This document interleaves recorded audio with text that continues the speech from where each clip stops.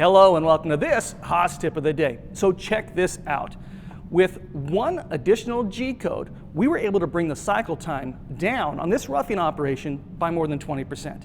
And I'm not talking about just increasing our feed rate. Now this same G-code can also help eliminate 3D surface issues and improve machine accuracy if we know when and how to use it. Today we're going to be talking about the Haas Controls smoothing and accuracy commands, so stick around.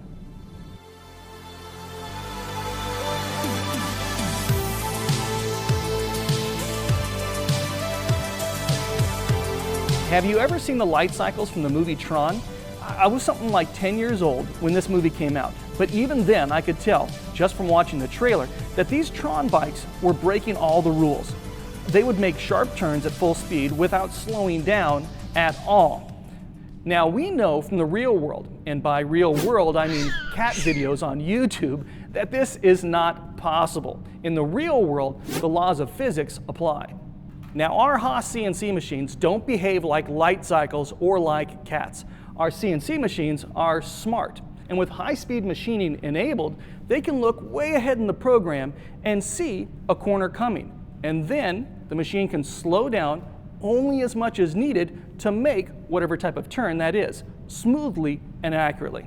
On a CNC machine, if we want our tool to make a sharp 90-degree turn around a part, the tool is going to have to decelerate, come to an exact stop in one axis before changing direction and accelerating in the other axis.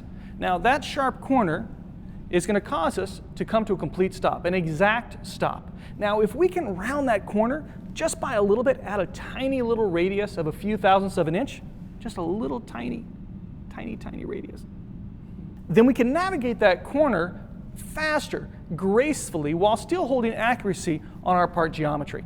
As a footnote here, rounding outside corners is not going to change your part geometry at all. It's not going to gouge your part because we're using round tools. The corner radius would need to be larger than the tool radius for that to happen. Imagine that this red line is my actual part. It's not to scale, so forgive me. But if my tool path, which is the black line, we're going to wrap around my red line, which is my part, it's not going to touch that corner. Watch. If this is the center of my circle, my tool is going to come all the way to this corner, and it's going to end up something like that. Nowhere near my part edge. And then it falls down and it ends up over here. So the red line here is my part, black line is center of my tool path. Now if I add a little tiny corner radius here, my tool still isn't going to touch my part geometry. In fact, I would have to round this corner quite a bit before I saw any problems with interference with my part. Even here, my tool is barely making contact there, but my tool path here on this radius is still barely touching the edge of that part. So as long as my corner rounding is smaller than the radius of my tool, you're never going to have an interference problem. We do not gouge parts on Haas machines. Now the machine does all of this for us automatically. It smooths out those intersections, only the sharp corners, but it never rounds a corner more than the value in setting 85. Setting 85 contains our default maximum corner rounding value. Now this is the maximum amount of corner rounding we'll see while in a default state. And this number is actually much larger than we'll normally see in everyday life. It's all based on the feed that your tool is moving and the accels and decels of your particular machine. Now we have a lot of control over the way corner rounding is done. And if we use a larger corner radius, we can really keep our foot on the gas through those corners. Now here's a part that we were showing you earlier, and it has one of those fancy new dynamic adaptive trochoidal tool paths that's all smooth and curvy. There are no sharp corners here. So with a single code, a G187P1, we can tell the machine to keep its foot on the gas.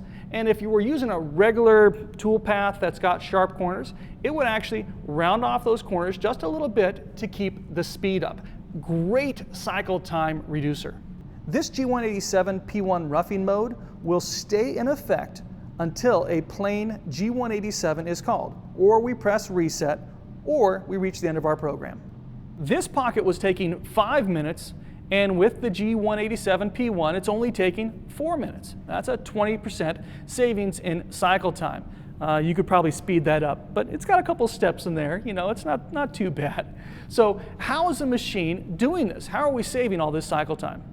The manual tells us that G187 is an accuracy command that can control both the smoothness and the maximum corner rounding when machining a part. Our P value is our smoothness. P1 is rough, we just showed you that. P2 is medium, that's our default. P3 is our finish value. Now, this P value temporarily overrides whatever we have in setting 191. Our E value, when used with the G187, temporarily overrides the maximum corner rounding in setting 85. We can adjust it for each toolpath.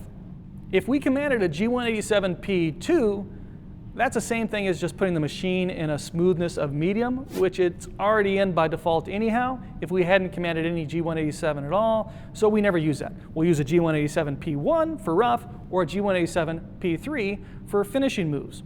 And speaking of G187P3, we've got some 3D surface parts here, surface with a ball nose end mill, and they've got some surface blemishes on them. If you see surface issues like this on inside sharp corners, we might be able to fix it with a G187P3. On a 2D part, you've seen this, where if you're creating an inside pocket that has a 5mm corner radius, and you're creating that with a 10mm diameter tool, that tool might get chatter on the inside corners because the inside corner radius is being created by that exact size tool. That's not what's happening here. The problem is that we tried to come into a sharp corner with a large end mill. And in the code that is output by our CAN system, that's going to come out looking like a sharp corner. And what do we know about sharp corners? The control wants to round them to keep our speed up when the machine is using medium or rough, right? Setting 191 or a G187P1 or P2. So this toolpath here that created this shape is zigging and zagging. I'm going both ways because I want to save time. And as it moves along this path, it might corner around by some small amount going this way, and then the geometry is different coming the other way, and it's not going quite as fast perhaps, and it might corner around by a different amount. Now, that leaves us with these small imperfections in the corner. We're not gouging because we never gouge on our machines. What we're seeing is varying amounts of leftover stock. And by tightening up the corner rounding tolerance by using a G187P3, we can eliminate most of this problem. The G187P3 finish mode made this part look pretty good. But if we want to make it look even better, we can reduce the corner rounding, that E value in our program. On this one, I used a G187P3 E 10/1000ths of an inch, 250 micron. If we want to, though, we still have another trick up our sleeve. We can give this part a pencil cut. And I love pencil cuts on cavity molds where I can go in and clean up those inside corners. All this tool is doing is running right up against the finished surface of my part on those inside corners. It looks beautiful now, and it kind of proves that we were never gouging the part. What we were doing was leaving a tiny bit of excess material in those corners that can always be removed.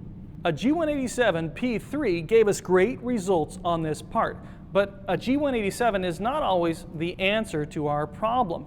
The real problem here started in our CAD file with those sharp inside corners.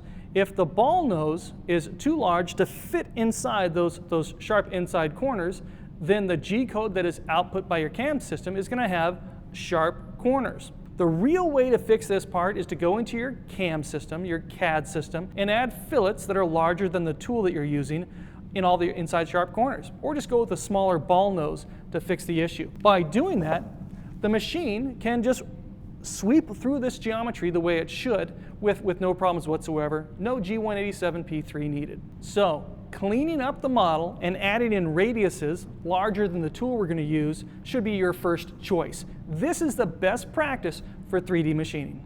Now, if you see small surface issues like this along a surface, make sure the cutting tool is getting plenty of coolant. We'll see this type of marring when our coolant concentration is low or our coolant nozzles aren't aimed right at the tool's cutting edges.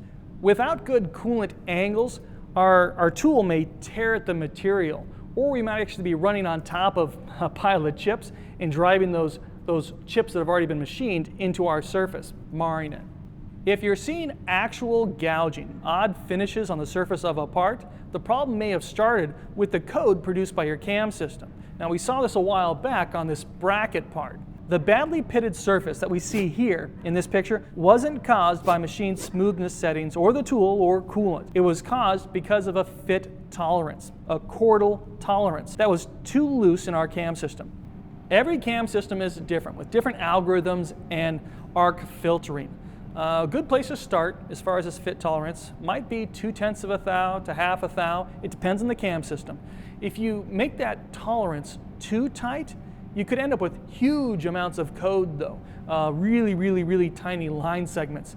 And when you load that code in your machine and run it, it might overwhelm the control and cause jerky motion. So for more information on this, give your cam supplier a call. They hear about this and deal with it all the time.